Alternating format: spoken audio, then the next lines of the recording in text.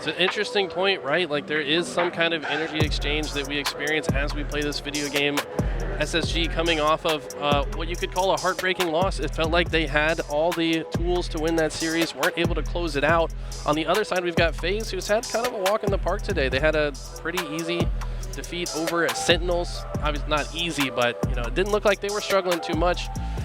So the tale of adversity here puts the advantage, I think, in FaZe Clan's hands, but I mean, at the end of the day, Space Station, doesn't matter what kind of challenge they're facing, they usually show up. And take a look at this series layout. Live fire, oddball, game one. So game one is going to be minimum 15, if not 20 plus minutes of gameplay. How could that affect how SSG's feeling? Again, coming off of that reverse sweep, they're feeling a little maybe down and low on themselves. FaZe soaring high after that 3-0, fairly easy sweep against Sentinels. How could this elongated game one play into that factor?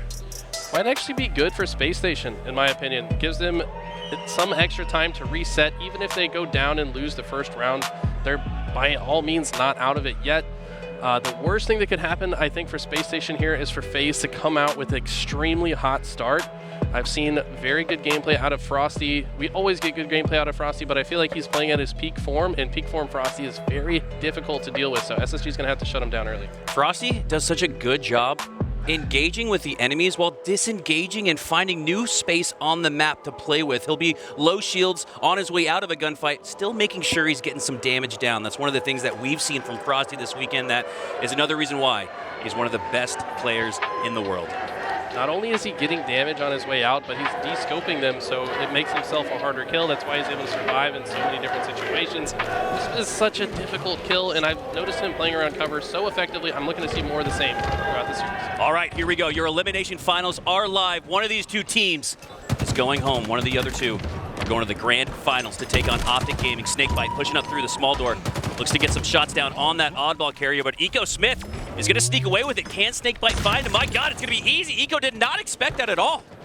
Yeah, very strange there. I kind of like the play from Eco, though. Maybe he recognized they were losing the opening engagement. If he's able to move the oddball a little bit further away from the OS, then even if FaZe gets the OS, they're unlikely to also get the ball in the same sequence. Looks like that's what they're going for right now, though. Roll 2 with that overshield, tossing that oddball out, looking to make a clean rotation to the sniper tower side of the map, it looks like. You can see his teammate with the sniper in his hands as well. I believe that's Frosty. Yes, it is. Frosty with the snipe. Snakebite with the flank. Takes down Penguin. Good start here for FaZe. FaZe just really looking for control of this side of the map. Space Station not going to make it easy. Bound with a great flank here. Recognize that his teammates were taking some of the pressure. Does not hesitate to push up the C ramp, and for that, he earns the tower. Frosty goes down with the snipe, and in one fell swoop, SSG has control of not only the tower, the snipe as well, and that oddball sitting below. SSG playing their paces, though, making sure they have the slays, making sure they have that sniper in their hands. Thought they would have exchanged possessions, but it does eventually go to bound. Looked like Renegade didn't do a lot to the untrained eye there, but he not only burned the snipe ammo, but also played the ball in a situation where Space Station had good map control. It's going to take a little bit longer now for Space Station to get a hold as a result. Bound now with the high ground and some accurate shots on Snakebite. That's going to send him low. Oddball carrier below Bound, looking to just play gatekeeper here. Protective barrier against more oddball time for SSG as they look to secure the first milk run of this game. 20 seconds and rolling. No, they stop again because the press is on from FaZe, and SSG, Eli, has done such a great job balancing possession of that oddball, not holding it for too long, really making sure they have the numbers advantage before they go for 10 seconds at a time. Seemed like they were definitely more concerned with holding the tower side of the map. That just shows how powerful it is. No matter what else is going on the map, you do want control of this tower. As we see Frosty taking the overshield here as well. Able to get some ball time, but the push from Space Station is already in. One player goes down. The rest of the team's going to have to fight hard to break this setup. Impressive counter initially from SSG as FaZe Clan had the edge, and then SSG had the first 20 on the board, and now it's FaZe fighting right back, scoring their own 20. Looking to rotate that oddball back towards the side of A. We've seen it over at C, trickling on now to A as Frosty pushes up through the cuts. Has support here as well. 2v2 situation, potentially 3v2 actually from the left, and that will in fact affect this game, this gunfight. As Bound goes down, so too does Frosty. Slight numbers edge here for FaZe. I do want to point something out that's very interesting so far this game. The main Slayer on both teams has the least kills. We got Frosty with 3, Stellar with 1. Not usually what you see for Stellar to be this long into the game. He actually just got his first kill right before I said that, so Looking to see him maybe wake up a little bit. Don't want any of that energy from the last series carrying over into this one. He's still doing lots of damage with 5 assists, but he's usually the guy they can count on to finish these kills. Frosty's got the snipe back in his hand. He's looking to ensure that he holds on to it with a double kill no-scope at the back of Mud. Sends those two back to the respawn screen as Frosty eventually goes down. Stellar makes sure to stop the bleeding, and if he gets his hands on the sniper rifle, that could be trouble for FaZe Clan, but Stellar's not even going to worry about it. Wants to push up on that oddball, knows that the snipe is a distraction on the backside of the map. After how much damage we just watched Frosty put down, it's kind of a surprise they didn't really get any ball time out of it. It seems like Space Station has been able to keep the ball in a difficult spot for FaZe to get a hold of, no matter if they win the fight or not. And I think that's one of the main reasons Space Station, currently the best oddball team in the league. They have the highest win record in all game types in oddball across the season. Renegade with that opening break snipe. 2 go down, 3 now for SSG at an ever important time in this match where both two teams are virtually tied. Royal 2 though, gonna have the advantage with that overshield as he looks to push out, being able to sponge a little bit more damage because of it as he takes on gunfights from 2, 3 now players with Bound included.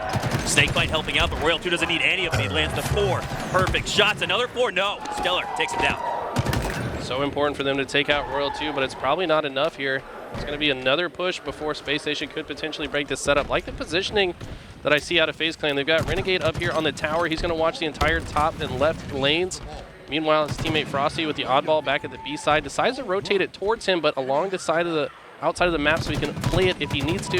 Looks like the play is going to come in soon, but not before he milks a lot of time. 30 uncontested, Eli, to be exact, as SSG has put together one hell of a possession, previously virtually tied. Now feeling a little comfortable. 30-second lead, 90 seconds left to go.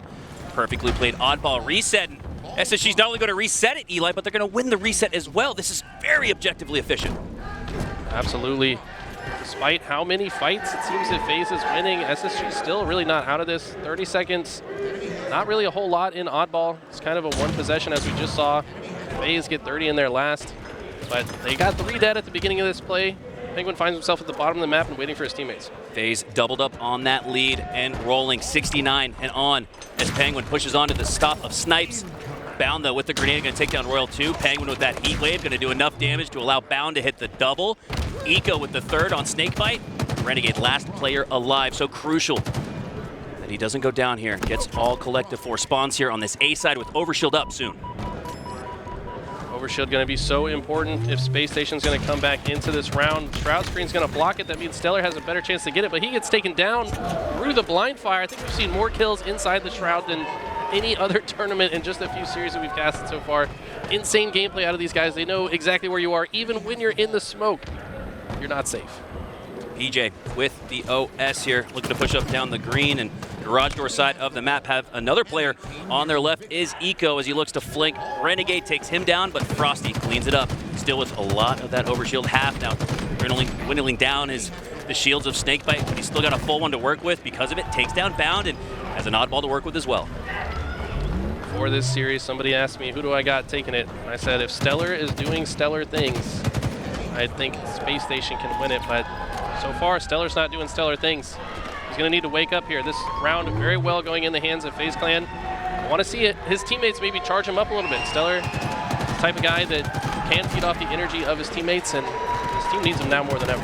And look at the distribution of OBJ on FaZe Clan, Eli. Snakebite, sure, with the 40 seconds, I believe it was in that round 1. You expect that. He's the OBJ player on the team, but Frosty and Royal 2 with the collective 32 and 28.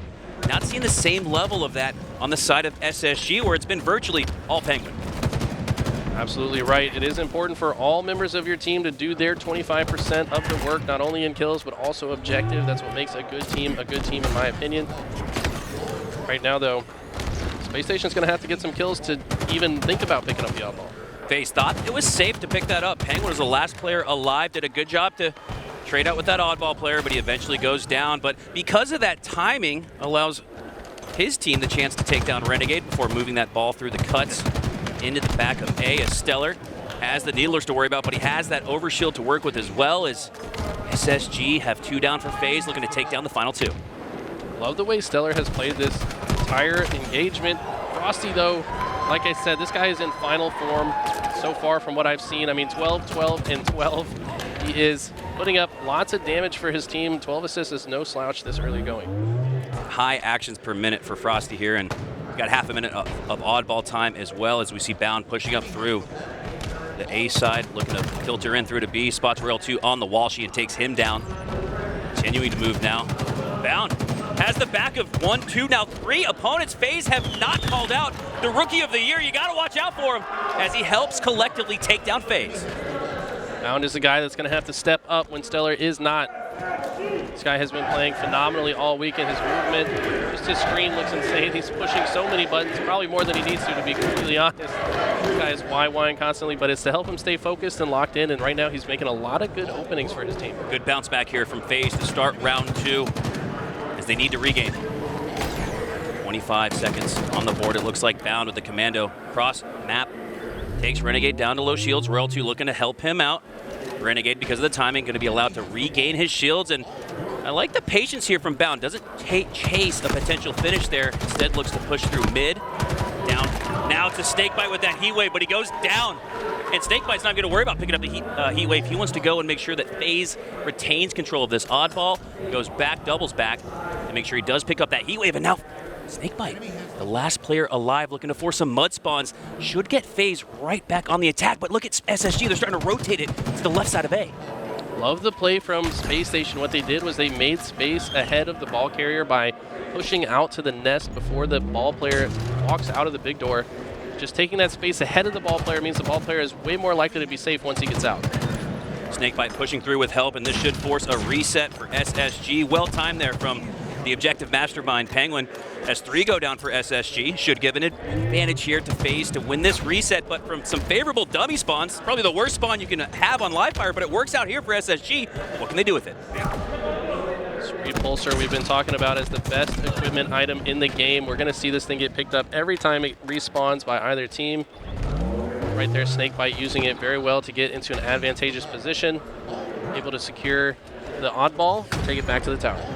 Stellar with that snipe in his hand, unquestionably, arguably the best sniper in the game. I think Formal would have something to say about it, but it's Stellar with that snipe in his hands right now, doing a great job to take Frosty down to low shields. Eco going to easily clean that up with the absolute BR body shot. The oddball waits. Stellar with that snipe doesn't care. He wants to move that oddball out to the snipe tower, and OS up here soon. This is a huge consequential gunfight. This could give FaZe the advantage for this next OS. I have seen Snakebite win more pivotal battles than I've ever seen him win this weekend alone. I mean, the guy always clutches up, let's be honest. But such an important time to get that kill on, like you said, the arguably best sniper in the game. Overshield also coming up. Looks like Eco was able to grab it. They're going to be able to push Frosty out off of this ball. Eco with the full overshield to work with, but Snakebite has the counter. Look at the dunk from Eco. Crouches to avoid that splash damage, and because of it, he's still got the overshield to work with it. He can take on 2 now as he does. Stellar with the help on Royal 2, and Renegade goes down as well. Perfectly played overshield there from Eco. Didn't get any kills, Eli, but he contributed to a couple. You know what I love to see from Eco through that play is he purposefully maintained his distance away from those players such that he couldn't possibly be meleeed, and melee is the #1 killer of an overshield. It can instantly take out just about all of the OS. Eco said, no, I'm going to bait you into thinking you can melee me, but I'm just going to play right outside that range. Beautiful stuff from the leader of SSG. We were talking about the bounce back from SSG going down to Optic in reverse sweep fashion, going down in round 1 to FaZe Clan in this elimination finals, but they have life here, 75-33, as we're starting to see that regain from SSG. So important here for them to win this second round. We talked about at the beginning, they had a rough last series getting reverse swept. Oddball, the perfect game type for them to refocus. Right now in this second round, they're going to keep themselves into it. Down with the MK sidekick. We know he's one of the best close quarter combat players in the league, showing why as he earns the boxer medal on his rival Renegade. Now pushing up through the cut side. Numbers advantage in favor of SSG. Heavily here as FaZe Clan a little staggered, a little slow. It even felt like to come up off spawn. As Bound looks to prevent a next overshield and sniper possession here. This could be huge. You could either close it out with these 2 crucial pieces of equipment and power weapons on the map if you're SSG, or you could close out SSG if you're FaZe Clan and come back. I actually love the way Bound even approached the tower there. He cleared out the back side of it as his team rotated it in that direction. Ultimately wasn't enough though. FaZe Clan with a perfect push to break the setup. Looks like they're also going to be awarded the overshield. Very likely to get the sniper as well. Actually, no, it's Penguin that has the sniper. How much is he going to be able to do with it? Ah, wow. Impressive play here from Frosty not to chase Penguin. He instead predicts where he's moving to. Game sense on point, but the sticky is two as Frosty goes down to the trade for Miko. 4 down for FaZe Clan. This should be the round for SSG. When your backs are against the wall and team morale is low, who do you look to? The team captain, Miko, is playing absolutely out of his mind this game so far. 24 kills, 10 assists, just 21 deaths, but he's made so many consequential plays throughout the entire game. Sticking the OS guy so huge. This is when he had the OS. Right there, baits out the melee from Royal 2, ensures that he dies, gets down the damage, trusts the teammate to finish it off. He's just being such a nuisance, and that's exactly what Space Station needs right now.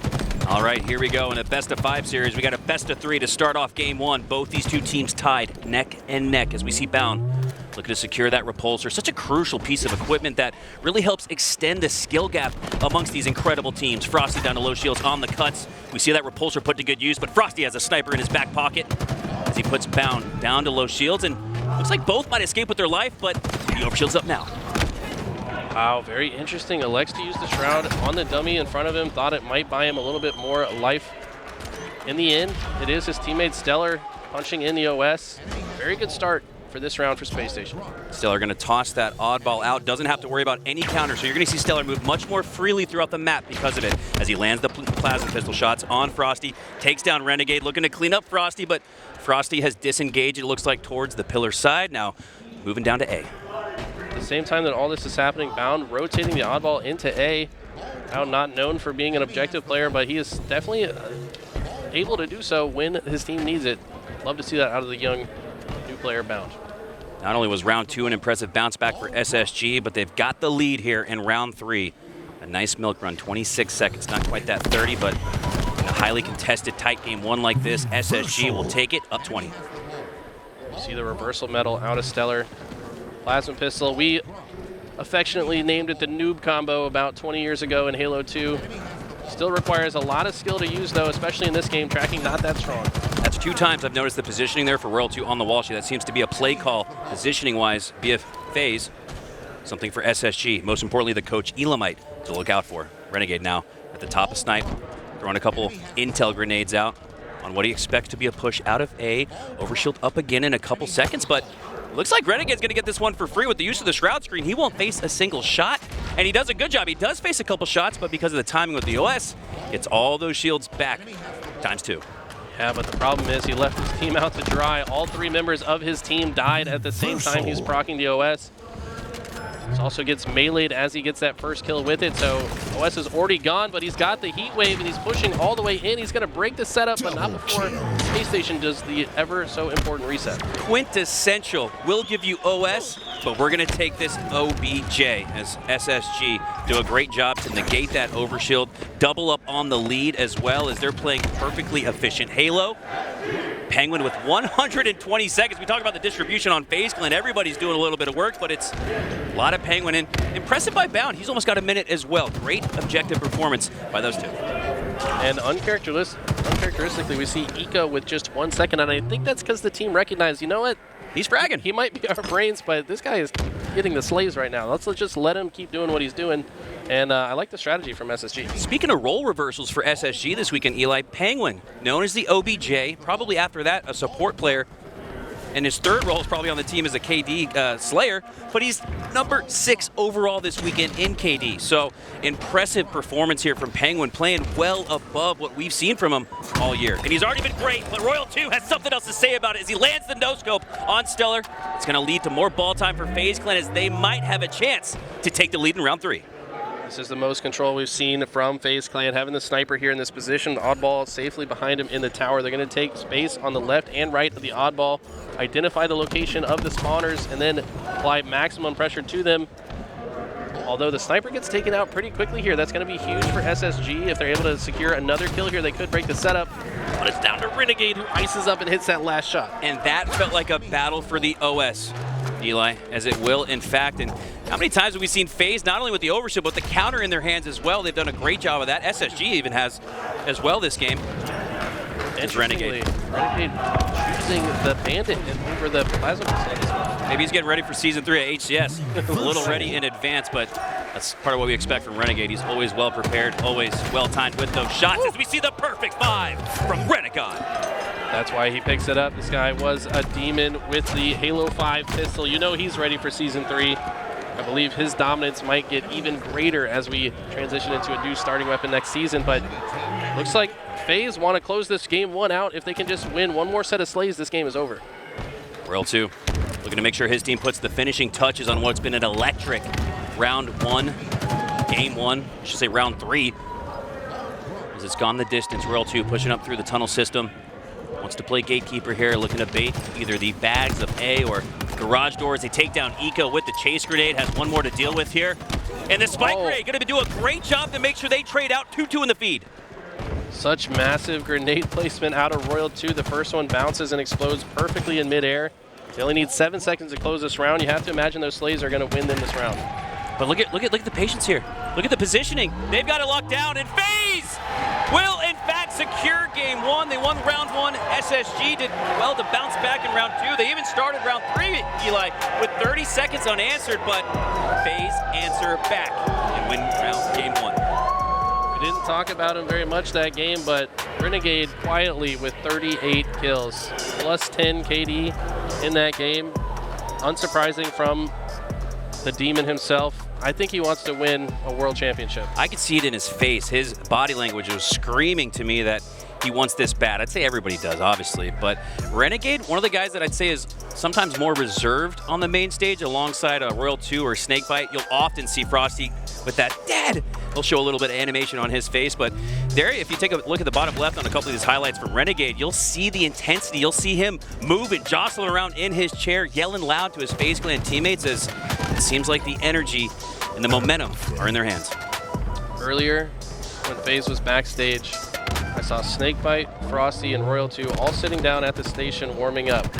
Renegade, he wasn't warming up. You know, he was walking in what looked like a meditative trance. He was just imagining himself winning this game is what it felt like to me. And that's a scary Renegade. This man is locked in. He's just focused. He wants to win. He's thinking about different possible win conditions. How can he be most effective? How can he apply the most damage?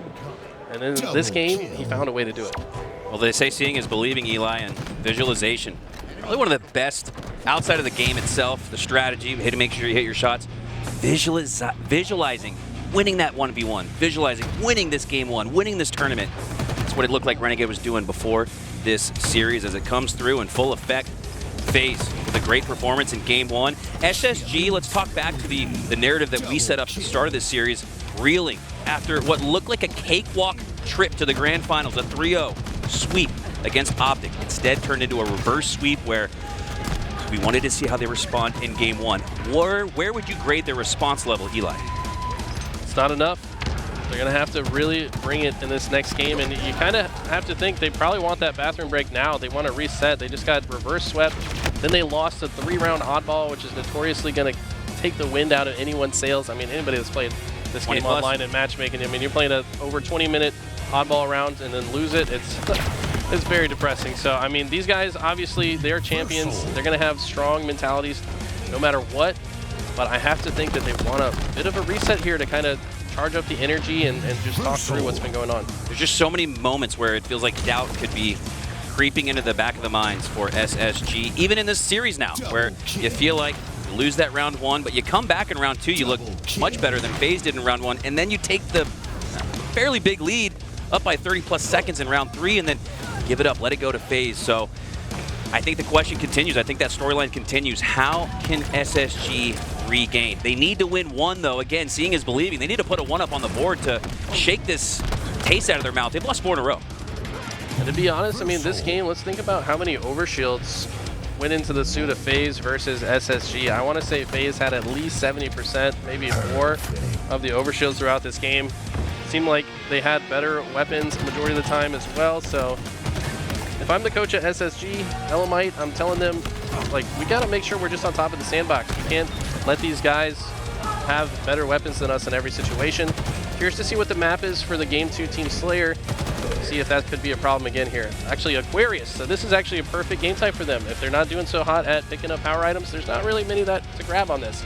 You got to pay attention to the thrust pack, shock grenades, quantum translocator, and the heat wave. But I mean, I would argue the thrusters are the two most important items, followed by the heat wave. However, what was that Game 5 against Optic just moments ago? Aquarius Slayer. Yes, you're right. Do the ghosts of Aquarius rise again? Do the demons of Aquarius show themselves to SSG? Because you have to imagine that might be in the back of their head. To go to play Aquarius 2 of the last 3 games, that normally you feel like could be an edge for you, but I'd argue not, in the sense that they lost that game. They lost it in the very beginning. 14-2 was the start. We always say you can't lose, or you can't win a tournament at the beginning, or a game in the beginning, but you can lose it. And I think that's exactly what we saw from SSG. So for them, I want to see them get out to a hot start, just like we wanted to see them in this series do that. I think it's equally as important here in Game 2, especially when you consider what Game 5 looked like just moments ago against Optic.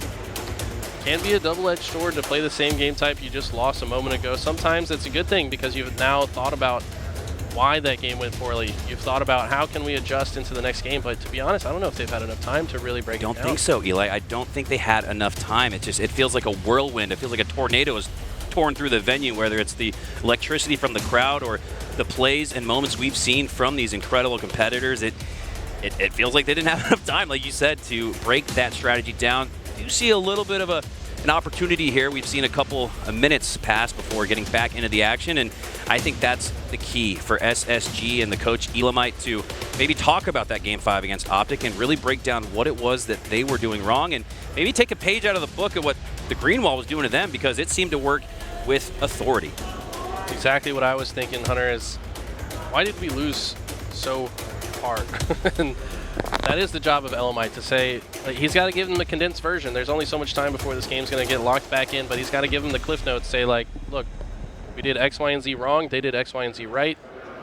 Let's stop doing the wrong things. Let's start doing the right things. And if they can actually apply that quickly and in the moment right now, they could bounce back in the series. All right, here we go. Aquarius Slayer Game 2. SSG needing a win, not only to tie up the series, but to stop the snowball from rolling down the hill. It's been 4 losses in a row, and at this late stage in the game, Eli, there's only 3 teams left. It just feels like your tournament will not last much longer if you can take 5 L's in a row. That just sounds ridiculous that they even have an opportunity to lose another game after that, as SSG has not looked the same ever since those 2 wins against Optic. They have to regain here. What's it going to come down to? Outside of hitting your shots, is there a key player or matchup that you're looking for in this game? Looking at Bound, step up. He's already playing great, but the Slayers are where he needs to step up the most. Historically, he has played a little too aggressive in Slayers and died maybe too much. I think he's fixed that problem, but this is the most important Slayer that he's played since the beginning of the season. He needs to win this. He needs to win it now. And this is the most important opening break sequence of the season for SSG, as they've done a good job. Flawless so far to start. 2-0, now 2-1 after the nice thruster melee use there from Renegade, but he goes down shortly after, as SSG are going to maintain that narrow lead to start. Bound's got some good items here. He's got the Heat Wave, the most powerful weapon on this map, and the thruster. Taking position here on the util side. This is a great place to have the Heat Wave, close quarters. Don't want to be in too open of space with a gun like this. Uses the thruster defensively. I like that. Takes some grenade damage. Looks like FaZe Clan are very aware of his position. Eco has support for Bound at the top mid location. Frosty expecting the escape there from Bound. That looked like FaZe Clan had it called out, had it figured out, as that power weapon should change in favor of FaZe Clan, and already wow. SoQ has the lead as Renegade. There it is. There's another yell from Renegade. The excitement and the electricity are only growing for FaZe Clan. I think he said Stellar's name there. Former teammates, now rivals. Wants to let him know, I'm here to win this tournament, and I want to end your dreams right now. That's tough right there. Bound feeling like he's about to get his shields back and stay alive, and then there comes a grenade from God knows where.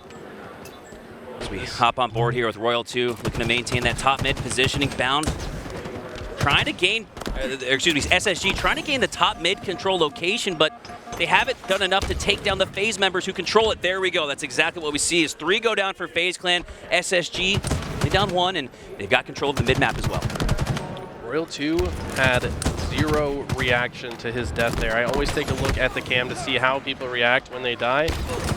he just remained stoic, stone-faced throughout. He did not care whatsoever. He's just thinking about how he's going to kill off of his next life, and that's how locked in you have to be in this moment. And sometimes going down is all part of the plan, right? As long as it's a net positive outcome when you're dealing with these teams that are separated by just a few millimeters, that's sometimes the difference. As we hop on board here with Eco. QT up top mid, but we know because of the proficiency of that power-up this year, it kind of feels weird to even call it a power-up, Eli, but it is. As we see no teams vying for it. Instead, we have a stalemate here. Eco looking to land those first opening break shots. Look to see a teammate here for SSG to potentially try to draw some attention in close proximity to Eco because he has the heat wave. But there's not going to be a break in the action for now. He's only got one shot of that heat wave left. Opts to not use it there. Wants to use it here, which was a better place, but FaZe Clan is finding a way to be very sneaky. It doesn't seem like Space Station is able to figure out exactly what routes they're trying to take. I think that's what's made Frosty so dangerous. He's always taking unexpected routes that his opponents have no idea where he is. Heatwave will be back up at 8:07. I'm looking to see if SSG is able to take advantage of losing it and going down there, but gaining the intel of knowing when it's going to spawn. Keep an eye on that. 8:07. We'll see the Heatwave come back as we see Bound pushing through with Stellar. But those dynamo grenades, those are more pesky than they are damaging, but they're going to do enough to thwart the push for now. So interesting. Neither team picking up this quantum translocator. It's been up for a minute and a half, but neither team considering it worth their while. Thruster, though, so consequential in these gunfights. So hard to win a fight when the other player has the thruster. So you often lose aim assist. Bound using that to his advantage there. SSG able to respond in the game, but they need to respond for an entire game. They need to respond with a game win here. They've done enough to regain the lead. Up 5 previously, now 3. Bound with the top peak control. Looks to take down Snakebite, but no. Snakebite with the shots, and Royal 2 gets a win as well. That's going to make things close once again. 1 kill lead for SSG. If you guys will recall, these two faced off to play for top 3 at the last tournament. It was a 3-0 victory for Space Station. We said that they were just playing a better version of chess. Both teams engaging in mental warfare here, but right now it's FaZe who seems to have leveled up their chess game. It seems like they are playing patiently when they need to come back into it and making all the right decisions. Bound, we've seen him often on this P side of the map, but he goes down once again. Royal 2 with a little help. Renegade trades out, trickles down to the scoreboard as we have a 22 all game. 2 members on the car side of SSG, 2 members in yellow for SSG as well. As it looks like the pitch is on, Renegade's gonna have the back because of the attention on Snakebite. Does a great job recognizing that and taking down Penguin. So huge right here for FaZe Clan to stay in this tie game. They were previously down by 4, so I would argue they've been playing better Halo over the past few minutes. Stellar, though, with a great thruster to finish off Snakebite. This game's been neck and neck so far. You can take that lead into the 30s. There we go, Bound bouncing back with a double kill off camera, off your screen, but on the feed. This has done enough to give SSG now a 3-kill lead. Stellar pushing up all 4 members of FaZe on that yellow side of the map as they split 2-2 again. Common here on a map like Aquarius, arena style, symmetrical. As we see Snakebite and Renegade now top pink. Stellar looking to take that tower control. Renegade with low shields not going to have a chance to even do any damage to Stellar as they regain control of pink. A double kill for Stellar, looking for 3, and that's going to send the remaining 2 players for FaZe, Royal 2 and Snakebite, back to yellow. SSG played that damage advantage perfectly. They weren't the first ones to get top mid, but they got some damage down. They baited and switched each other out. That double kill was perfectly timed from Stellar. Now they have top map control. They've got FaZe reeling, trapped in the fridge here. Heatwave in the hands of Royal 2. Stellar possesses just 1 HP. Can he stay alive? He needs help from Penguin. Eco, and he gets it. Penguin goes down, but Stellar does too shortly after. It's a double kill, potential triple here for Renegade, but no, Bound wins that close quarter combat. Almost had the thrust ninja on Bound there, but Bound sensitivity just flicks up and gets a melee of his own. Still a 4-point lead now for Space Station. You're gonna need to look to close this one out, keep it competitive in the series. You said, watch out for Bound. Look at him, sitting at 11-6 now as he goes down. A little bit of a caster's blessing and a curse, you could argue, as Renegade pushes up now on the yellow generator side. Wow. Oh, great help there from Frosty, as that's going to not only net a kill for FaZe, but keep Renegade alive long enough to where he can trade out with Eco, and that's going to keep it a 1-kill game. It's gone back and forth. Both teams have had their own leads throughout. Now back to just a 1 kill difference. Space Station with the lead. Not a big fan of this positioning. Stellar finds himself overextended, but Penguin here to clean up the situation. Penguin looking to stay alive. Low ground, low shields. Does a good job staying patient. Snakebite, though, gets that opening break kill. Penguin looking to clean up any exits there for FaZe as he does, but gets cleaned up shortly after that. It has been all back and forth. Nobody's really had firm possession of this map or of this game yet, Eli, as we are well into the 30s. Still a 1-kill game. I'd like to see both teams fight for both top and bottom control of the map at the same time. If you're going to play this game type effectively, you're going to need all good angles to team shoot the same opponents. Both teams vying for space so well around the outskirts here. No team really feeling safe to beat top middle just yet. This could be bait. Instead, it's a 1v1, and Eco wins it. Big play there as he gives SSG a 1-kill lead. Doesn't need a 1v1 win here. Has help with Bound, and Bound is going to clean that up, stay alive most importantly, and he's continuing to push through into yellow. Spots his duo, or excuse me, rival, former duo. Renegade in the back takes him down. Does he have a double? Yes, and he trades out with a 1-kill lead. That's going to benefit SSG. So well played by SSG throughout that engagement. Bound recognizing he still had full shields after the kill. That's why he pushed without hesitating. Able to trade every kill out, which maintains their 1-kill lead. Now 2 kills. Penguin's been caught bottom mid a few times in the last couple of sequences, and now Royal 2 spots Bound out with low shields in the fridge as he takes him down fairly easily. Now looking to put some cross shots there on Eco. Perfect shots here from Royal 2, but despite that, SSG still up 1. No, we are tied, 42 all. Right now, Royal 2 sitting at 14-6. He is having an insane game, but Space Station has had the lead for a majority of this game, now tied. Can FaZe Clan take the lead and steal this game in the final 8 kills? We'll have to see. Standoff at the moment. If Royal 2 goes down, that could be the opening break kill that sends Space Station rushing through. But no, it's Renegade instead. Gets the opening break kill on Bound. Trade between Eco and Renegade. Still 43 all as Royal 2 has that ever important heat wave in his hand. So despite the tie, FaZe have the advantage with that small bit of sandbox that you can control on this map. 7 shots, no less, in that heat wave. This could be the closeout here for FaZe, up 2. Love that follow-up from Royal 2. He sees his teammate Frosty starting the fight. She slides in for the finish. He's hitting cross-map heat wave shots. He's also got the thrust in his back pocket. They've also got better positioning. This looks like FaZe Clan could easily close this one out if they don't make any mistakes here. Royal 2 making that heat wave look like a hit scan weapon as he hit the cross-map shots. And right now, just the damage advantage is enough with that 1-kill lead, but Bound looking to say something about it as he does a great job there to thrust, but no, he's thrusting into the waiting BR of Frosty. 47-45. Royal 2 goes down, 46-47. I would have liked to see Royal 2 maybe play a bit more on top of the map during that engagement. His team had all the control in the world, but he elected to hide for a little while before reappearing.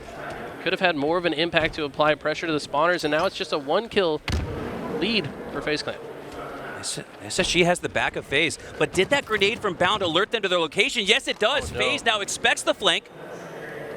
And does SSG double back? No, looks like they are gonna double back. I was about to say, I expected the double back after that grenade information went out. FaZe Clan picked it up, and now it's Renegade peering and looking to force his own flank.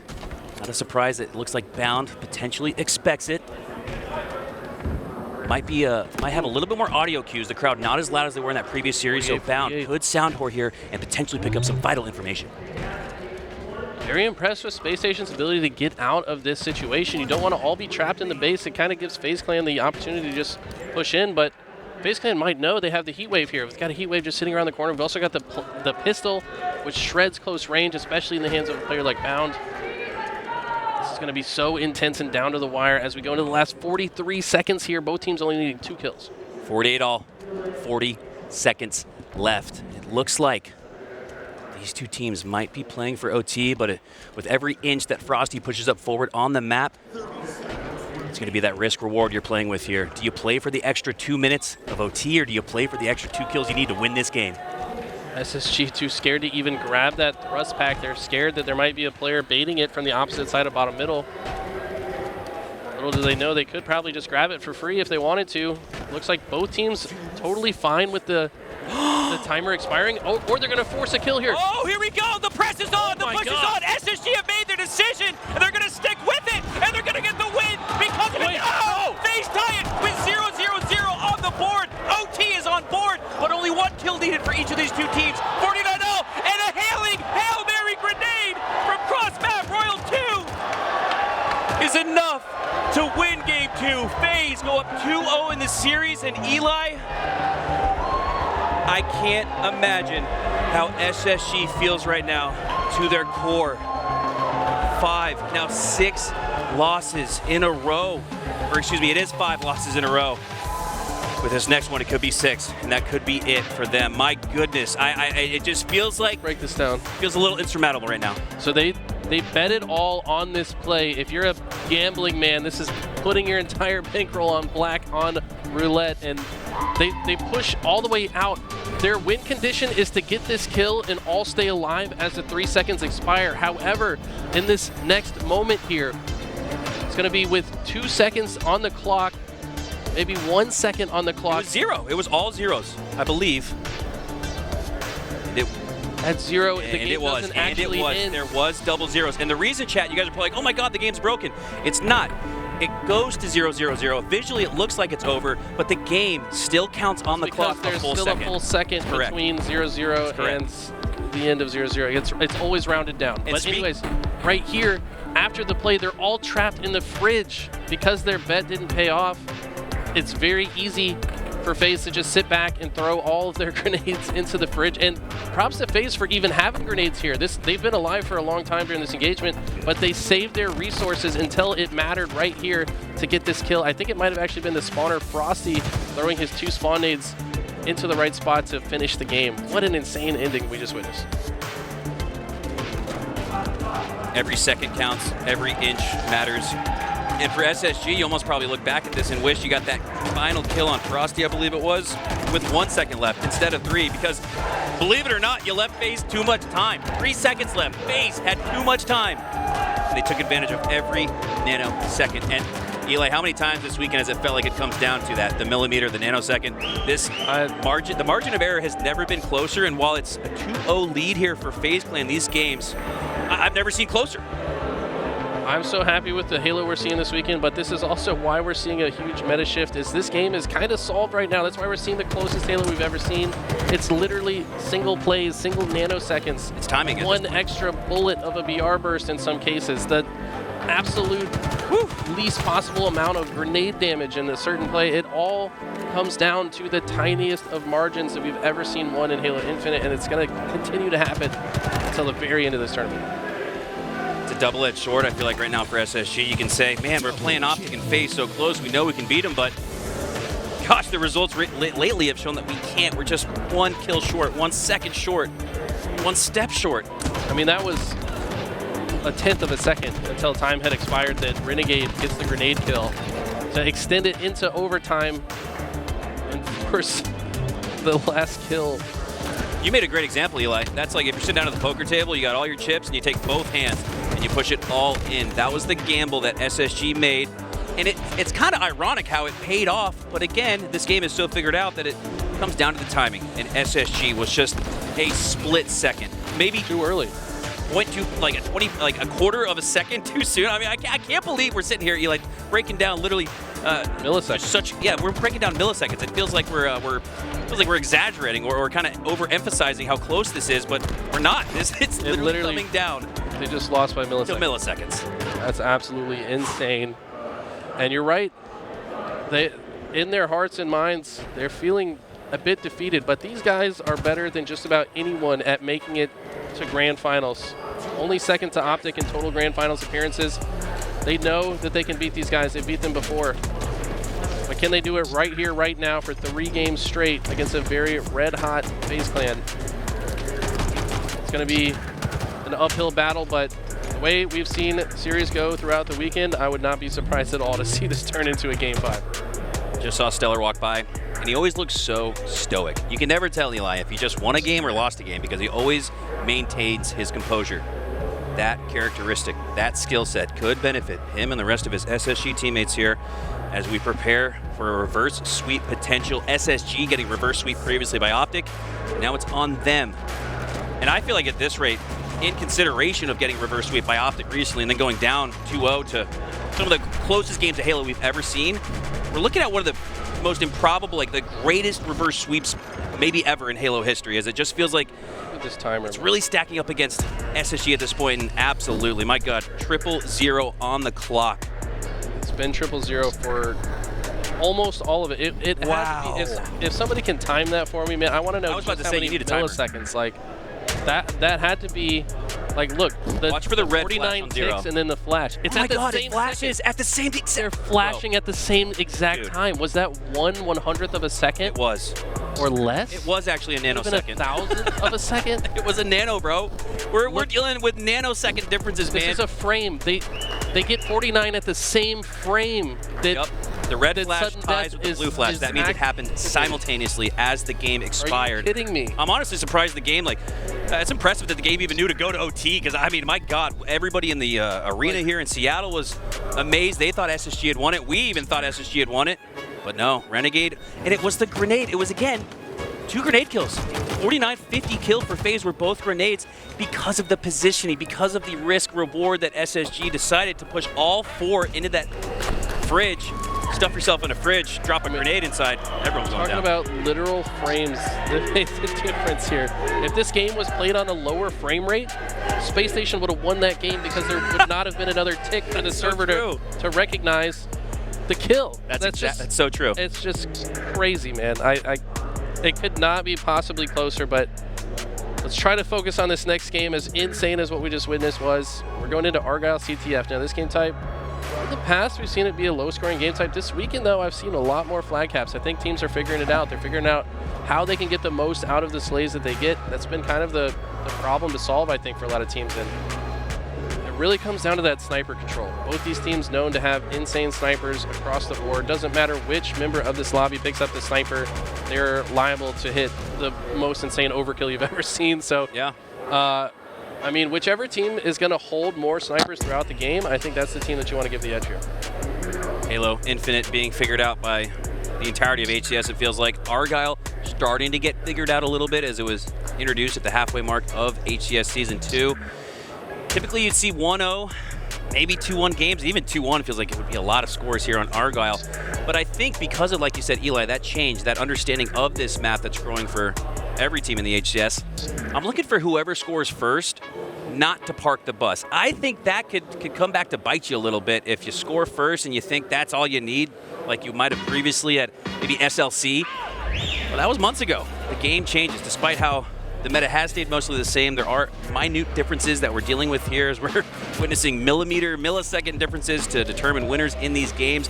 And you see that just by looking at your series layout. 2-1 win in game 1 and oddball live fire that went the distance, 20 plus minutes, 50-49, and overtime thriller in game 2. And my God, if if this series gets better, Eli, or it gets more insane, I don't know what we're in store for, but SSG can't look ahead at games 4 and 5, and we're not either. We're going to focus here on Argyle CTF, and Stellar, he's the MVP. I think this is where you're looking to see him rise. You said Bound last game. I'm looking at this game for Stellar, especially when you consider that he's arguably the best sniper in the game. So I want to see Stellar grab that first sniper. I want to see SSG with confidence in Stellar to grab that first snipe, maybe take down a competing Frosty or Renegade and get that first opening break. That could be the difference in these games.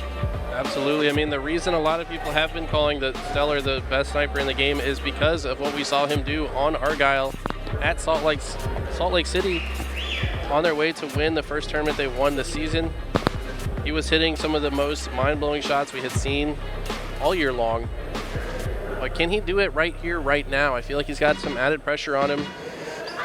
There's kind of like windows in time, I feel like, as a Halo player, that you're just perfectly locked and in tune with your controller settings and how the game feels, and I don't know how much sleep and food you got that day. Yeah. I mean, there's so many things going on outside of the game that can make their way into the game as well. And like, we saw Stellar at his best there, but I feel like we haven't seen quite the same level of sniping at this tournament so far.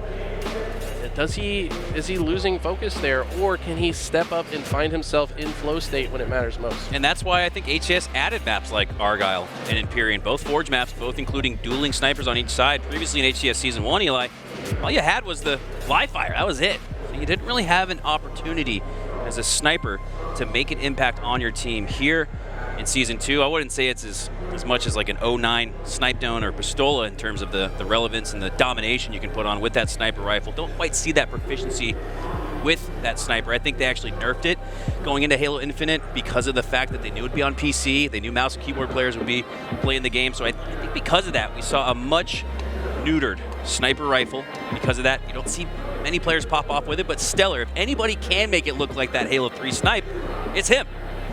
Yeah, this is the slowest firing rate I think we've had of the sniper rifle, so that does make it harder. So when you do miss, you're punished harder, so it makes it so it's even more difficult to hit that next shot. You're likely to take more damage before you can even shoot that second shot. You're also required to be extremely precise. There's no bullet magnetism. In Halo 5, we saw some extreme bullet magnetism, if we're being honest, but this game there's none. You have to hit your shot, or the game will tell you you missed. That's just all there is to it. And you know, if you're not ultra precise with it, as we see these players often are, you're not going to be very successful with the sniper rifle.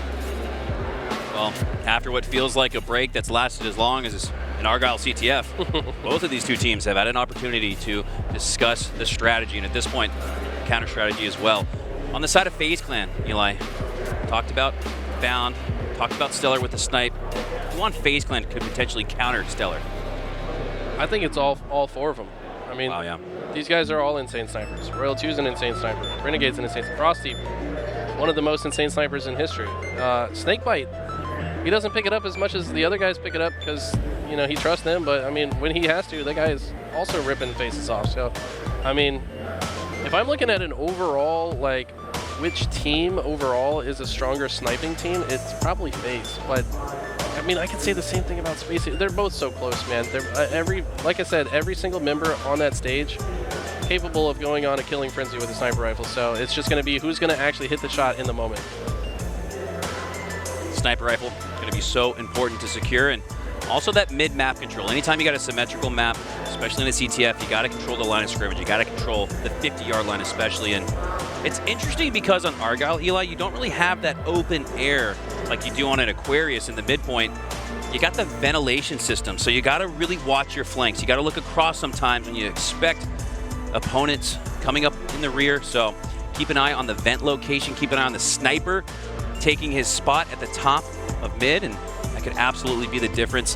How do you get to a point where you feel comfortable and put yourself in a position with the snipe at the top of mid? Does it come down to teammate support, being up on the other team's side of the map? I think that's the indicator. Once the other team gets to the other side, that's when it's time to take top mid and stand atop your throne with the snipe. It's a little risky, but there's a reward there. What are your thoughts? No, it's absolutely the case. If your teammates are taking space towards the base, you want to have that highest possible high ground, which is top center, where you can see deep into those back base spawns. Often the team that's able to get top mid can snipe those players in the back of the base, or snipe the players spawning on either the snipe or pistol side of the map. Spawn control going to be super important on this, not just for the sniper to take them out, but just to run the flag safely and get it all the way home. Both these teams know how important it is to block only one side and leave the other side open, and know how to gatekeep the opposite side. So I think that now more than ever, flags pulled to capped as a ratio is the highest it's ever been. These teams are knowing how to successfully get the flag out and get it all the way home with one try, but it's still not easy. Well, if you're SSG, you've certainly had a chance to catch your breath. It's almost been so long, Eli. I wonder if this benefits SSG in the sense that that raucous momentum that FaZe Clan took after winning that overtime 50-49 thriller maybe dissolved by now. It'd be a much different story, I think, if you started it right back up. If I'm FaZe Clan, I'm mashing down on the A button to get that queue starting even quicker. But here at the HCS World Championship, they're going to have a chance after Game 2 to take that bathroom break, as they have certainly taken their time to discuss the strategy. A crucial Game 3. FaZe up 2-0. SSG needing this to keep their season hopes alive. Exactly right. I think this longer break was by design. Space Station want to reset their momentum, and what we're about to see is going to be the result of that locker room conversation. Were they able to work themselves up? Were they able to get in the zone. That's what they need to see from players like Stellar. He needs to start hitting every snipe shot that he fires. We know he can do it, but now he needs to do it more than ever. All right, here we go. Battle rifle shots breaking out across the map for the final time as we look towards a new era in Season 3. We'll look to put a final note on what's been an epic Season 2. Renegade with that QT pushing up through that ventilation system. Anchors it at a point where I think SSG can potentially see him, but he's not even going to get a chance to QT back. His bound takes him down. Stellar knows his teammate got at least one kill. That's going to give him the confidence to push up on the map. See him always playing behind his team. He's not going to be the tip of the spear. That doesn't usually make sense as a sniper player. Going to take a position where he can get max value out of the sniper rifle. SSG have the early pressure. FaZe up against the wall as we see Bound in the base, but it's with the next. So while SSG was able to break through that 50-yard line, FaZe have defended it and now have this sniper to work with. Royal 2 and Snakebite dueling sniper rifles. This could spell trouble for SSG. This is one of the new win conditions. Now that the camo is off the map, that used to be the best way to get a flagpole out. Now it's when you have 2 sniper rifles in your possession and you get a few spawn kills. It's exactly what Snakebite's looking to do here. You told us, Eli. Snakebite, an OBJ player on this squad. That's his role, but he can take faces too as he looks to spot an opponent. Spots Eco. Lands the body shot on him. Enough to take him down. 2 down here for SSG, 1 down for FaZe Clan. Because of the way Argyle sets up, these 2 teams are playing this so meticulously. Love to see it though. They've got all the resources. They want to get max value out of them. They're not going to rush into anything. Frosty going all the way into the base, somehow gets a sticky and survives with his life. Finally is taken down, but that was an insane play going 1v3 essentially in the base. Snakebite not going to leave this vent position. Trying to play very patiently with that sniper shot, but Bound making it very difficult to be hit. Felt like FaZe was setting up a trap there. That's 2 sequences in a row where we've seen Space Station get into the base of FaZe, but didn't even see a flag pull out. As we see Frosty now with the snipe in his hands, a full 8 shots to work with. Stellar has the other sniper though. 2 minutes had elapsed with neither team really able to get a flagpole or control despite FaZe having 2 snipers before. Now it's even ground when it comes to sniper control. Frosty still seeking that intel. Wow, he knows where the sniper is now as he barely escapes with his life and a free haircut. As he now takes that body shot. Stellar spotted Frosty and never relented. Continued pushing through because of it. SSG have a flag out. Renegade last player alive, but he does a great job to make sure that Royal 2 goes down. That's going to stop the run for now.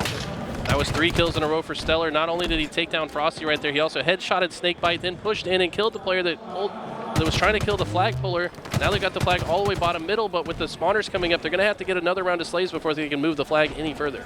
Snakebite goes down. So 2 to Stellar with that snipe. Somebody on SSG pick it back up. It's Bound. Goes down to the shots of Frosty. Oh, Frosty with the sniper now. That's going to be huge. That is going to do it. SSG 2 times. They've got into the base of FaZe. The 3rd time they do it again. They get a flag out to bottom mid, but it's not look dangerous yet. Again, it feels like FaZe might be setting a trap. All they had to do was take down Stellar. He was the catalyst for that flagpole, but they took him down. Now Frosty taking the sniper that was once in Stellar's hands. How much value can he get out of this, though? His teammates are being taken out. That means he's going to have less cover fire. So he's probably going to disengage or try to find a sneaky, cheeky angle here. Important to note, Eli, we talked about this previously, as Frosty says, no more talking, I'm shooting. As he takes the face of his opponent, but we talked about this in the pre-show.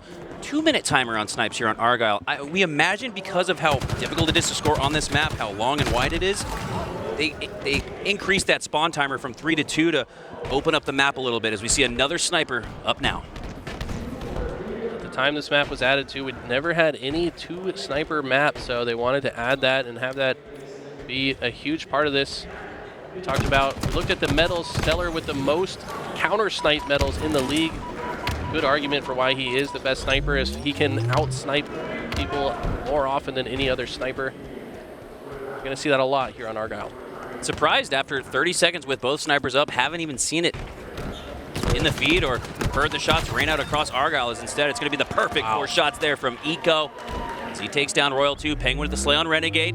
Numbers advantage here for SSG as they've once again entered the FaZe base. At what point do they break through? Gonna have to get some clean kills without dying, but So far, FaZe has made it very difficult to do that. Love the angles that they choose to play defense from. They're often in different complementary angles so that even if one of them gets taken out, they can finish off the next, just like Renegade here does from the vent. It's going to be another push stop short by FaZe now. I love that play, though, from Snakebite. Eco had the beat on him, had the back, actually, of Snakebite, but Snakebite turned and made sure to secure a melee to get Eco down to one shot. He got cleaned up shortly after that. Great recognition there, great game sense, despite being in a disadvantageous position was Snakebite. It's Penguin now looking to defend another run. This one looking pretty good here for SSG, and it looks even better after the killing spree from Bound. This could be it. SSG could score first, if not for Frosty making a hero play, but Bound knows his location. Bound is ready to take his face. Frosty pushes on through, lucky to not get shot in the back. Looks like all he needed was one. Instead, it's going to be 1-0 lead here for SSG, trying to mount a comeback in the series. So crucial that they do well in this game. Like we talked about, this could be the last game of their tournament if they lose it. Bound hitting some insane quickscopes there. But he does get taken down. That means that Sniper's going to trade hands. Renegade now with a sniper of his own. Yeah, Renegade with the grapple, too. That's going to push him up on the map a little bit further. A little bit quicker than expected as he's now in that vent location, top mid control. SSG's flag is out. Renegade looking to protect it, looking to more importantly protect Royal 2, but Stellar does a great job to take him down. But with the grapple, Sean is going to push this flag 20+ meters because of it. FaZe have a chance despite Royal 2 going down. So important to know how to use every piece of equipment to their advantage, but it doesn't matter. His teammates are killing everyone on the map. This is going in for sure. And he's got a sniper to work with for the next pull. Snakebite instantly pulls another flag. Talk a lot about the repulsor that's bottom mid, but it's the grapple that's up top on that vent that you got to go for. We just saw from Renegade. You get to traverse the map. You can cut it in half with that. You can also cut the flag run in half as well if you use it the way Renegade did right there, playing objectively efficient. Now he's hitting no-scopes across the map as he takes down Eco. So critical the way that FaZe have been playing that situation. But you make a great point, Hunter, that grapple's so important, not just to grab the flag, but also to take space when you do get kills on this map, because it is so hard to get in and get the flag out. Grapple, a great tool to just quickly get into the base when someone's getting kills on your team, just like Renegade's doing right now. Oh, Renegade's starting to heat up, and when Renegade's doing it all like he is right here, you gotta watch out. Oh, it's the reversal on Eco. He had first blood, but Renegade makes sure to take him down. Unbelievable back and forth. 4.5 minutes to go, tied 1-1. Heat check here for Renegade as he is finally taken down. Next set of sniper rifles, I think, going to be the turning point of this game. Just 15 seconds for the next set of sniper rifles to respawn. Got few dead on either side, so neither team really going to feel confident to push up. Might see a potential sabotage play here. One team can throw the other team sniper off the map. That's going to give their team the edge in the next sequence. Because of this situation in the game, because of this recent score from FaZe to tie it up, it feels like this could be a next score wins situation, but we're going to have to head back to the Respawn collectively as a community as we have a lag out. Unfortunate, but fortunate, Eli, in the sense that it was tied 1-1. Didn't look like anybody had an edge, so I think we're going to be able to fairly reset this one. Yeah, curious to see if they decide to reset the timer close to where it was there. That's an interesting point. Yeah, because the timer, I mean, to give both sides another full 15 minutes to just play it all the way out doesn't seem the same as, you know, both teams only needing 2 with 4 minutes on the clock. I mean, we were just getting into how next score wins, and then if it does reset, it's not next score wins, it's just we just replay the whole thing, and that you're exactly right. The dynamic shift there is heavy. So I don't know what the rules are for that. I know most often we have a reset, but I don't know if we're looking at it. I think the most viable competitive way to play this would be to put 4 minutes on the clock and restart. Yeah. The issue is when there's like 4.5 minutes left, that you don't have the option within the video game settings. I think it was right at 4 though. It really was. Right. It was right at 4 when it happened. 4:03 maybe. We'll see it. We'll probably get a chance to see it on the replay. See, yeah. Anything stick out to you, Eli, before the reset? It took a while for FaZe to really wake up with their snipers. It wasn't until, like, we saw lots of snipes like this that were like nice in the moment, but then the sniper just dies right afterwards. So the only true like big sniper plays were when Bound went on a nice little spree to help his team get that one cap, and then Renegade going on his little snipes. Like that quickscope was disgusting. Let's play that one back in slow motion. Kills this guy, and then with the fastest reaction time ever, deletes Royal 2's existence. That was disgusting. Double kill. And then later we also see Renegade hit some clean snipes of his own. Right here we see him also use the grapple so wisely. That was probably about max distance with the grapple. It was. Well, It had to be. you have to always know the exact range of that to get good value out. His teammates able to clean up the entire map while he's running it in, so he doesn't even take a bullet of damage. And then with this sniper rifle, he does start going off to give his team another chance, but that shot was gross. Last second D-scope. Not a true no-scope in my opinion. No. But he got the medal, so we'll call it a no-scope. But Looked a lot like that snipe, and that's a quick scope, I think we'll call it, Eli. yeah, for sure. H3 kids love those quick scopes back in the day, and we talked about the players that could make these snipers look like that, and it was Stellar and Renegade. And Bound, actually. It was, excuse me, not Stellar, Renegade. It was Bound and Renegade. That's a little bit of a surprise. It wasn't the main sniper for SSG popping off with it. It was Bound instead. Not a surprise in the sense that Bound is just as equally talented with it, but interesting to point out that it was Bound for SSG with the snipe and Renegade for FaZe Clan, and both of those sequences where they both went on killing sprees netted one score for each of those two teams. Because of it, we got a tie situation. If you're just hopping on board with us here, got a little bit of a reset as we did play out the first 8 minutes of that game. Got down to 4 minutes, 1-1 tie before the reset. So we're waiting to see what this will look like. We believe that this should be a full reset or full replay. What are your thoughts, Eli? Like I said, I think ideally we just reset at 4 minutes, but I mean, you make a good point. It was Bound as the guy with the sniper. Like I said, I really haven't seen that same level of sniping out of Stellar so far this weekend. He's not been that guy with the sniper, and maybe he might feel a little bit more comfortable if somebody like Bound picks it up and starts stepping it up. I'd even argue maybe even more so today, because he has looked good throughout the weekend, still finds himself at the top of the leaderboards on Halo Data Hive as it relates to sniping, but we talked about this too yesterday, Eli. It comes down to being able to wake up day in, day out for 3 full days and not only play just as well as you were on Friday. If you want to win it all, you got to play even better the next day, the next series, the next game. You got to continually improve and make sure you hit that crescendo right as you reach a game 7, if you will, of the grand finals. As we haven't seen that from SSG. Optic came out looking pretty poor, actually, to SSG. And that's where, again, it's not to say that SSG didn't look great today. They looked great to start, 2 in a row on Optic, and pretty convincing at that.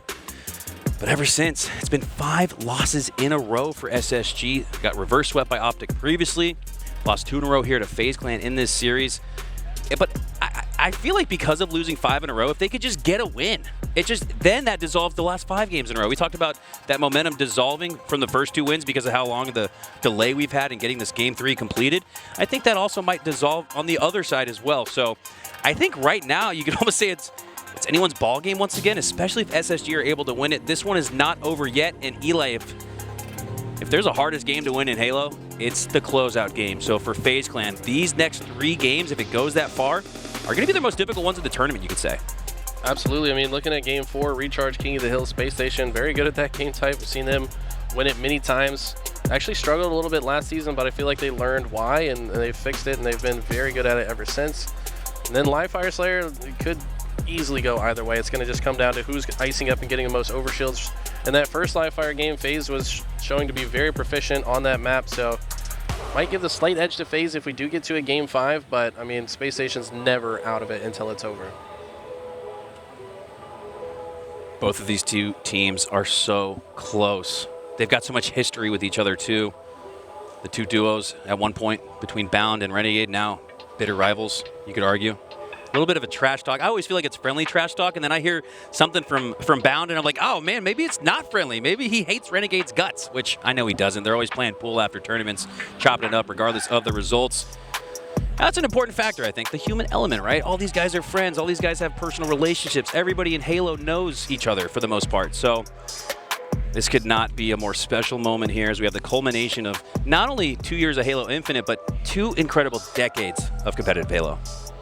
I think every member on this stage has the utmost respect for everyone else that's on that stage right now. I mean, they're not going to treat anyone lightly. They're going to be playing their absolute hearts out in every single engagement. Want to prove to each other that, you know, I was the best today, and I mean, that's all that matters, right? This is the World Championship. So I mean, it really is just going to come down to who's going to be the most on fire in this moment. I mean, we've seen these guys hitting insane shots, but who's just going to hit 1 or 2 more shots than the other guy? That's really what it's going to come down to. Keeping an eye on, excuse me. Keeping an eye on the lobby. Looks like we got 4 players, and oh, there we go. There's the 5th. There's that first member for FaZe joining up as we look to resume an epic elimination finals here. Eli, any as we take kind of a step back and maybe a 30,000-foot view of this, any favorite moments from this weekend? Favorite moments from this weekend, man. To choose one is so difficult. We've seen some crazy games. I would say that casting Quadrant versus Sentinels yesterday was definitely a treat. Watching the rise of Boo Boo Dubu and Falcated, I feel like they had some of the best gameplay they've had all season long. Love those two. Just seeing Sentinels kind of come in their element, but ultimately stop short was a little bit heartbreaking. But I mean, those guys played their hearts out. Love to see that.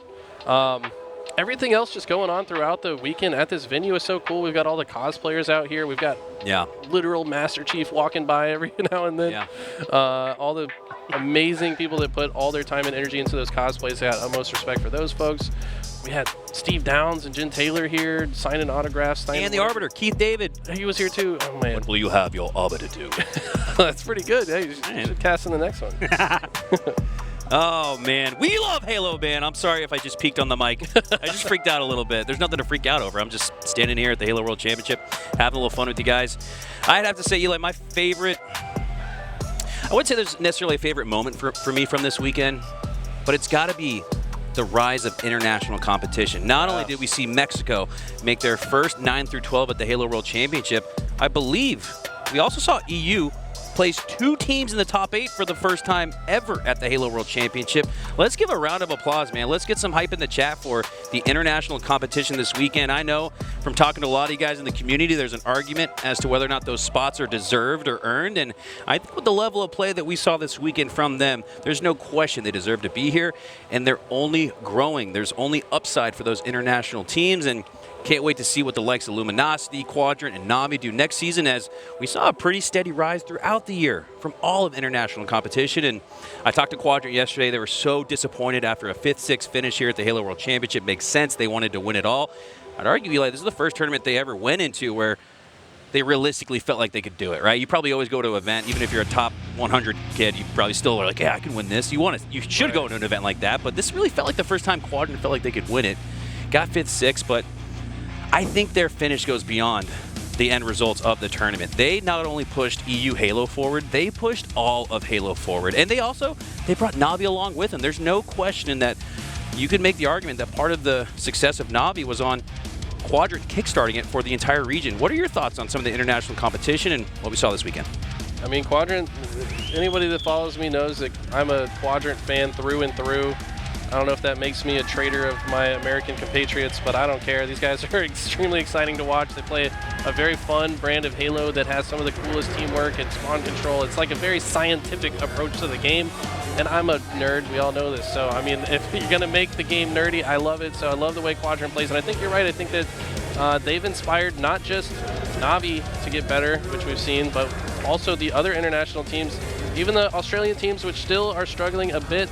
I feel like they're still playing better Halo than we've seen them play in the past, and all teams are kind of rising. The tide is rising for all boats here, and we've got a lot of things to be excited about going into the next year, right? I mean, we got the Bandit start, we've got a totally different map coming in, we've got new extraction mode, we've got some crazy cosmetics. There's going to be some crazy Forge stuff with like the AI. I mean, Halo's is currently in the best spot that it's been in a long time, and I couldn't be happier about it. It's on the upswing, and so too is this lobby as we finally have all 8 back. Eli, important to note, it's been at least 30 minutes since we last saw the finish of that electric game 2, so it really feels like it's like a reset on top of a reset for both these two teams. Could benefit SSG down 0-2, needing 3 in a row, but let's not forget, HCS Fort Worth just a month ago on LAN, SSG 3-0'd FaZe, so we know they can do it as we start this reset here. It's going to be a full reset, 12 minutes on the clock, 0-0. It's actually going to be 1-1, so whichever team can get to 2 first, but the way Argyle plays, we don't expect it to maybe get that far. As Stellar looks to open up with that snipe, does enough to get an assist and earn a little numbers advantage off the rip for SSG. This is exactly how it looked previously. So an interesting thing to talk about when these resets occur is the other team saw the route of the sniper rifle in the first playthrough. So and who picked it up? And who picked it up? Well, I mean, they always know it's going to be Stellar and Royal 2 at the beginning of this game, to be honest with you. But the routing was different there. Stellar decided, I'm going to take a different route and maybe play a bit more unpredictably. He's able to take 2 opponents down before he gets taken down. Looks like Snakebite tried to steal that sniper. Eco going to take him down, but I think Royal 2 still lurking somewhere with his snipe. Yeah, very important in consideration of the reset. Wow, Eco, I didn't know this geometry was capable. Oh my god, this is... Huh? No, I don't know what's going on here. Holding on here. Hold. Hold. Please hold. That was... Okay.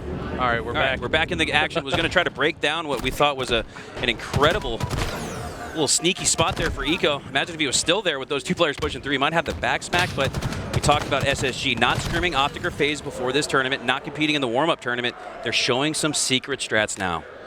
Yeah, I mean, these guys were kind of scrim ninjas, to be honest. They didn't play against any of the top teams. They didn't participate in the last online warm-up tournament. Kind of keeping a lot of cards close to their chest, and I think that's a smart thing to do if you're a team like SSG that's constantly pushing the meta. They don't want to let the other teams know some of the little tricks and the secrets they found along the way, and I think that little hiding spot might be something that they're showing for the first time. Absolutely, I've never seen that. I didn't know that was possible to stand on top of that geometry as Bound looks to stay on top of this map with the repulsor. Low shields, now half, now full. Looks to get back in the fight. And again, important to note, in relation to that previous reset, SSG had the emphasis as Frosty used that grapple, almost like Boo Boo Dooble on Catalyst. Did he use that up and around the map? Nonetheless, doesn't matter as Bound takes him down, but this is 2 times in a row. This is 2 instances, 2 games in a row where SSG has had that early pressure. What can they do with it? Your snipers did spawn about 30 seconds ago. Not sure which team members have it, but Bound showing that he's had a very effective life now on a killing spree, 7-2 for the game so far. He's going to grab another repulse. He had the one before it.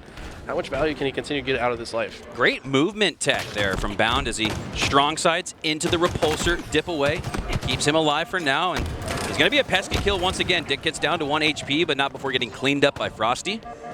3 alive on each side here as Royal 2 dips below his base, looks to push out. Frosty with another kill here on Penguin. Pretty even here. Both teams fighting for that mid-map. Royal 2 kind of finding a sneaky little spot here.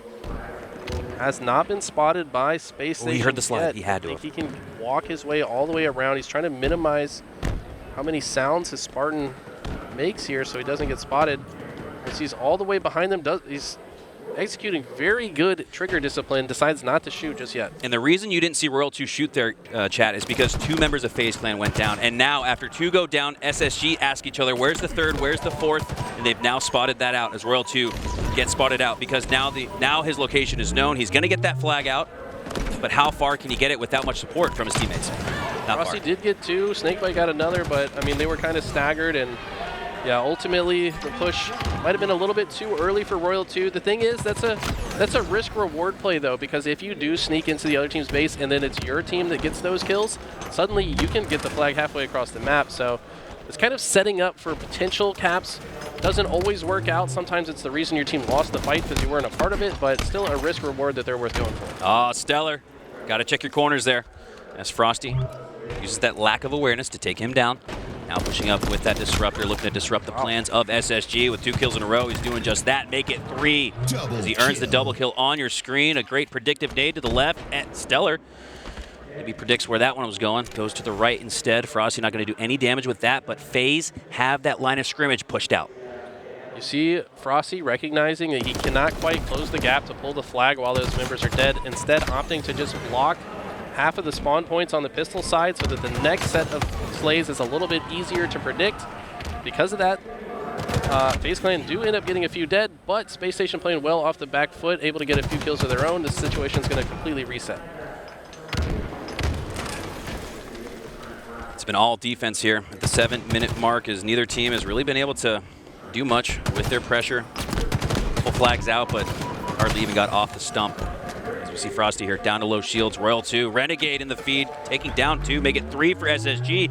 And this looks like it could be a good run for FaZe. Interesting that Renegade doesn't continue to run the flag there. Perhaps he got grenaded and got taken to one shot. Looked like, oh, wanted to steal their grapple so we could extend times 2 across the map. That risk reward could pay off heavily here for FaZe Clan as Renegade with the grapple. We saw him previously score one with it. He's looking to score again. So not only was he denying resources to FaZe Clan, but used the grappler in a crazy way to launch himself in an arc to grab the flag and pull it just a little bit faster through bottom middle. Pretty fancy and cool, but you could argue maybe it took a little too long. I have to imagine, Eli, he needed to reshield, and so he figured he'd do two for one, right? You reshield, reposition at the same time, reshield back to full shields, reposition and grab that grapple hook. That has been why we have this situation we have right here. 3 down, and Frosty looking to continue what Renegade started. 2-1, FaZe Clan. That was some big brain gameplay we saw out of FaZe. Very patient. They knew that if they could just get a lot of space with the flag first, win the next fight, move the flag a little further, win the next fight, move the flag a little further. Ultimately, it makes its way all the way home. Also denied that grapple resource from Space Station, which could have been consequential later in the game. All around, great plays out of FaZe Clan. After that score from FaZe Clan, had to use a few resources as you usually do on Argyle. Because of it, SSG has the opportunity to push up into the base of FaZe Clan. Snakebite looking to defend it. 3 alive for each team. Numbers advantage now for SSG as Snakebite looks to push out through the bottom of his base. And my goodness, talk about looking for the low ground, making a high opportunity out of it. That's exactly what Snakebite does.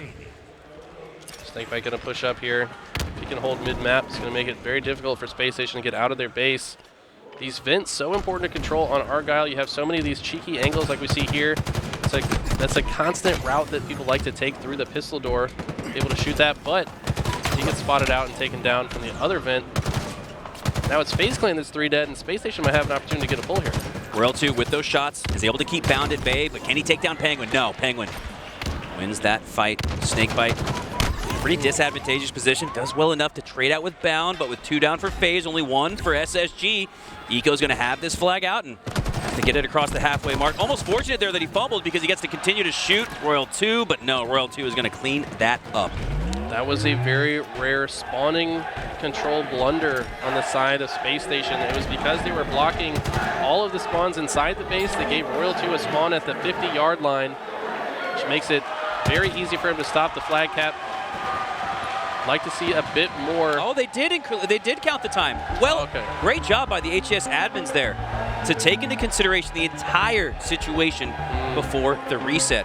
You love to see that. You love to see that because crashes are going to happen. Life happens, right? It's 2023. There's not a single game that doesn't deal with this, but a great job by the HES admin team there to make sure that one was played out as not as fair as you could imagine. Yeah, great stuff from and that'll FaZe do Clan. it. That's it. Yeah, that's the end of the series. That means Space Station is going to finish the World Championship in 3rd place. Certainly not what they were looking for.